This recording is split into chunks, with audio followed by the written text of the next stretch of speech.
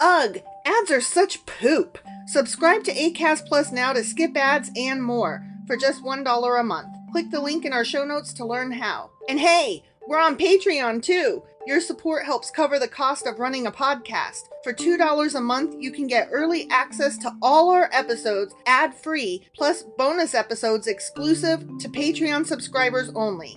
Visit patreon.com/sacrilegious discourse to sign up now.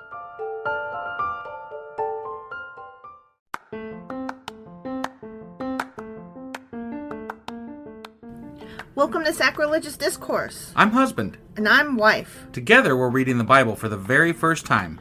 We grew up without religion and wanted to know what all the fuss was about. Well, what have we learned so far? That God is a dick, and apparently some people believe in talking donkeys? We're not trying to pass ourselves off as experts. Nope, we're just reading the Bible for the first time and giving our first take reaction. If you'd like to join us in this venture, you might consider starting at episode 1. Otherwise, jump in wherever you like. All right, let's go read the Bible. Yeah, let's get to it. Husband. Wife. Do you remember what happened yesterday? Just kidding, 5 minutes ago? Yeah, I do. 5 minutes ago yesterday. Yes. We did our last episode, yeah. which was Ezra chapter 4. Sure as fuck was. Yeah, and they were rebuilding Jerusalem, and then their neighbors were like, "Yo, we'll help you with that," and then they didn't want them to help, and then they were like, "Wait, no, we're gonna tattle on you actually," and then they tattled on them, and then the king of Persia was like, "Hey, fuckers, stop," and so they stopped, and then God didn't do anything about it. God did nothing. God was very absent from that chapter. Yeah, he was. He could have stepped in, but he didn't. He didn't. Even though his people were like, building a land, building They were so excited about it. They were weeping building. and everything. Yeah. And then God didn't even help them continue building it. They're just like, nope, done. Yeah. Persia said no. Yeah. Sorry. King of Persia said, get the fuck out of here with that. Right. Y'all need to stop for a minute. Hang on. Right.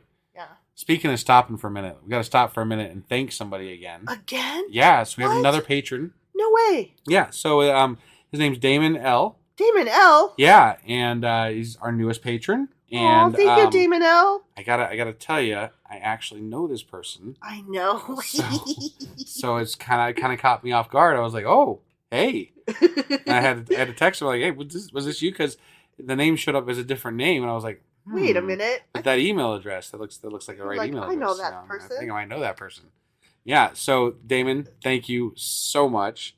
Yeah, it really made my day when I saw it come through. So I also know that he does not necessarily agree with our stance on things, but he is willing to listen, and he has been listening. So, wow. I really appreciate that. And I had a talk with him actually and said, I think that the trouble is that when you stop talking about things, that's when you be into a dangerous situation as far as what you're able to conceive as the truth and not the truth and things like that. So we had a great conversation about it. That's all. That's really interesting. So again, thank you, Damon. Damon, you're too legit to quit. I'm going to put a smiley face in the notes just for you, Damon. Aw. That's an inside thing. That's an inside thing? Yeah. Okay. All right. So anyway, that was that. And then today we're going to be getting into, so we did Ezra chapter 4 yesterday. Yeah. Today we're getting into Ezra chapter 5. What is wrong with you? You were so off your game. I'm still sick. I know. Whatever. God. All right. Let's go. Let's do it.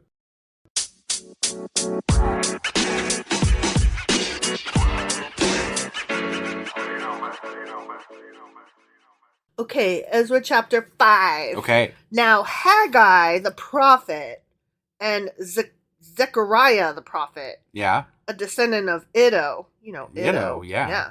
Right. Prophesied to the Jews in Judah and Jerusalem in the name of the God of Israel who was over them.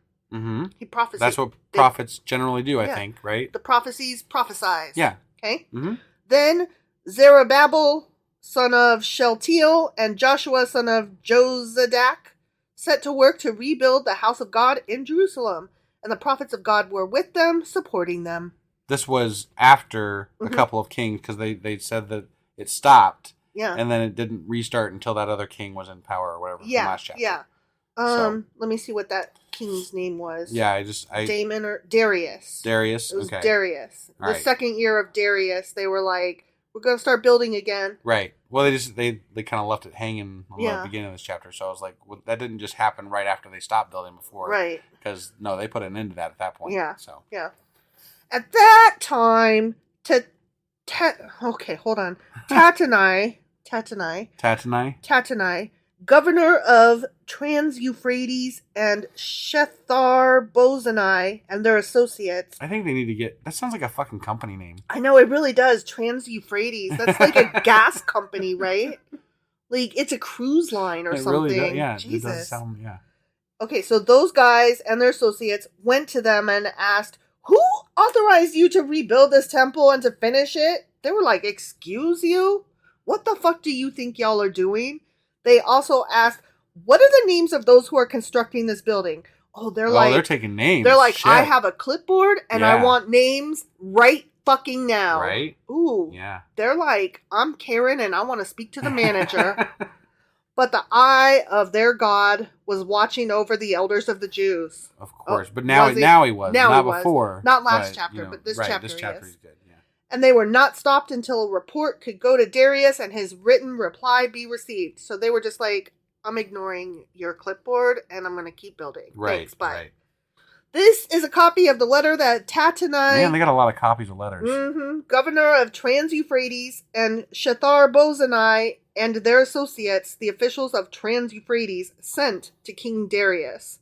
Okay, so they sent this letter to King Darius, and they were like, my name is Karen. I want to speak to the manager. Dear manager, these fucks, can you even? So Tatanai is what Karen was back in biblical times. Yeah. Okay. Yeah. Got it. Yeah. The report they sent him read as follows. Okay? Yep. You ready? Mm-hmm. To King Darius, cordial greetings. The king should know that we went to the district of Judah to the temple of the great God. The people are building it with large stones and placing the timbers in the walls. Hello. The work is being carried on with diligence and is making rapid progress under their direction. We questioned the elders and asked them who authorized you to rebuild this temple and to finish it. Motherfucker. We also asked them their names so that we could write down the names of their leaders for your information. Yeah, just for your information, you know? This is the answer they gave us. Those fuckers. I mean, are you even ready for this? King, we are the servants of the God of heaven and earth, and we are rebuilding the temple that was built many years ago, one that a great king of Israel built and finished. But because our ancestors angered the God of heaven, he gave them into the hands of Nebuchadnezzar, the Chaldean, king of Babylon, who destroyed this temple and deported the people to Babylon. However, which was also God's will. Just saying. Yep. However, in the first year of Cyrus, king of Babylon, King Cyrus issued a decree to rebuild this house of God. He even removed from the temple of Babylon the gold and silver articles of the house of God, which Nebuchadnezzar had taken from the temple in Jerusalem and brought to the temple in Babylon. Then King Cyrus gave them to a man named Sheshbazzar, whom he had appointed governor, and he told him, take these articles and go and deposit them in the temple in Jerusalem and rebuild the house of God on its site. Yeah. End quote. So continue with the letter now. So this Sheshbazzar came and laid the foundations of the house of God in Jerusalem. From that day to the present, it has been under construction, but is not yet finished. Now, if it pleases the king, let a search be made in the royal archives of Babylon to see if King Cyrus did, in fact, issue a decree to rebuild this house of God in Jerusalem. Then let the king send us his decision in this matter. The end. And then, okay. And then we'll be happy to enforce it because we don't like those fuckers. Yeah, right? like they are tattletales to the max. Like they are, oh my God. I used to know this person that would walk around their neighborhood and they would literally whip out a ruler and measure people's fucking grass to make sure that it was under the prescribed length it was meant to be. And if it was over that length, then she would call and report them to the board of the neighborhood. That's just ridiculous. Yeah. And like somebody was building like a playground thing, like one of those little playgrounds that you put for your kids. Right. But she like read all into the notes and was like, it's not supposed to be in the front yard unless it could be so many feet from the sidewalk and so many feet from the house, and their yard's not big enough for that. I ain't got time for rules like that shit. She was so fucking uppity. She would do this kind of shit and she would tattle on them and she made people pay fees because of it. Like, Who the fuck? Like, mind your own beeswax. Right. Who's got time for that? I don't fucking care. Yeah. Cool. That's what these people are. These people are that lady. We should find all the Karens of the Bible. And then, like, we could have like a story about all the Karens of the Bible. These folks are Karen to the max. Yeah. They're like, I would like to speak to the manager. Here's a list of names of the people that were fucking up. That it doesn't really impact us, but we just wanted you to know. Yeah. And, if you would like something to be done about it, I will totally take care of that for you because I just happen to hate them. Yeah. Is all. Right. Like, show your ass there,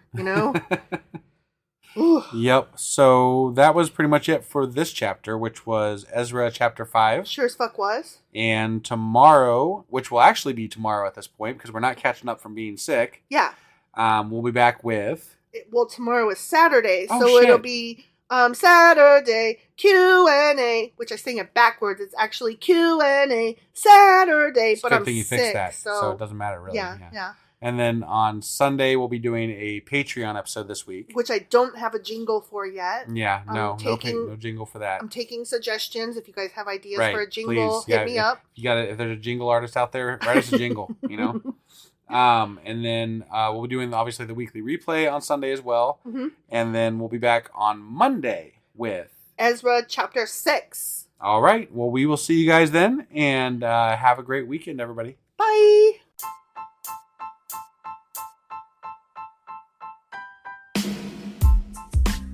Hey, wife, I guess that's the end? But husband, that's just sad. It doesn't have to be. We are on lots of social media platforms like Twitter. Our handle there is sacrilegious_D. For D's nuts. Oh my God. Stop doing that. Anyway, we're also on Facebook, Instagram, and Pinterest. There's a link to all of our social media sites at our website. Ooh, we have a website? Yeah, it's sacrilegiousdiscourse.com, where you can also find a link to our merch shop. We have a merch shop? Yep, we have podcast-themed clothing, mugs, notebooks, and more, as well as an atheist and science-themed products. Wow, our fans should really go check that out right now. Definitely. They can get in touch with us by sending an email to sacrilegiousdiscourse@gmail.com. But before they do that, we could really use some help. Oh yeah? With what? Well, it's not free running the podcast, and we need some financial support in order to get better equipment, which will free up time so we can concentrate on our podcast and our fans. Okay, so what should they do? Head over to patreon.com/sacrilegiousdiscourse and sign up as a contributor on our podcast. Supporters there receive additional bi-weekly episodes that we record just for our Patreon members for as little as $2 a month. Also, we'd really appreciate it if you would like and subscribe on whatever platform you're using. And Apple Podcast reviews help us out tremendously. Like and subscribe. Leave an Apple review. Join us on Twitter. Support us on Patreon. That's a lot of instructions. Don't forget to say thanks. Thanks. Okay, bye.